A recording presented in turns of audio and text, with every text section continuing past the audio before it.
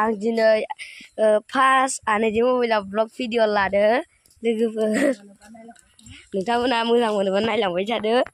थ' बिदिबा भिडिअखौ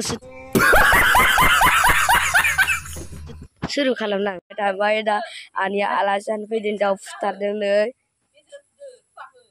दाउखौ संखांबाय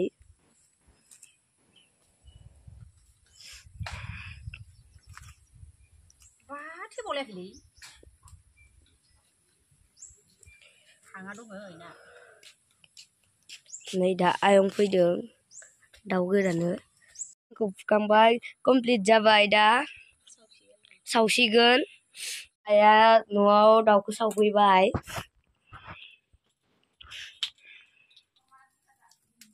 दिनै ओंखामखौ पुस्ता जाखानोसै दाउजों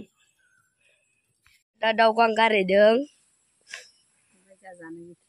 जानो गैथारा न'फोरानो फुराना गोजानै असाइस बासाइस बेखौबो दिन देखायजाबाय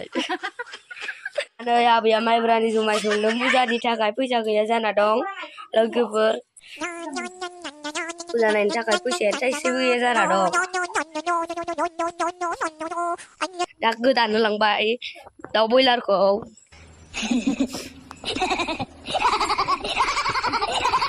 सरि लोगोफोर थांफ्लांदो लकेल दाउसो आङो गोरोन्थि बुंफ्लांबाय जानो हागौ दा जोंहा साइकेल लायनो थांदों दाउ गोदानो थाखाय लामाखौ आं दिन्थिलांसै रायजोफोर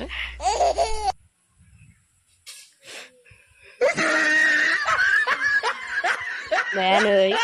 नै आरो जल बिफां दं गुबुनफोरा हानाय गैथारलाय नंला जों मोनजानानै बारा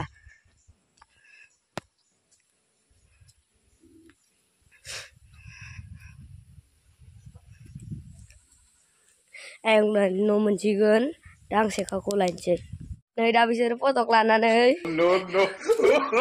फटक लागासिनो दं फटक लानानै फैबाय फोथाराव नगरदो सरि रायजोफोर दिनैबो जागा गैया जोंना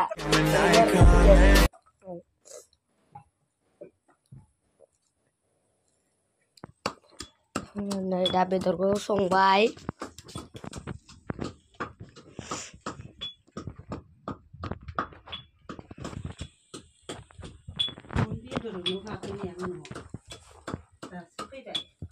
नै दा आबैया बाथोन देगासिनो दं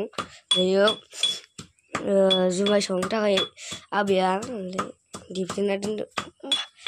सरि जुमाय संनो दोनदोंमोन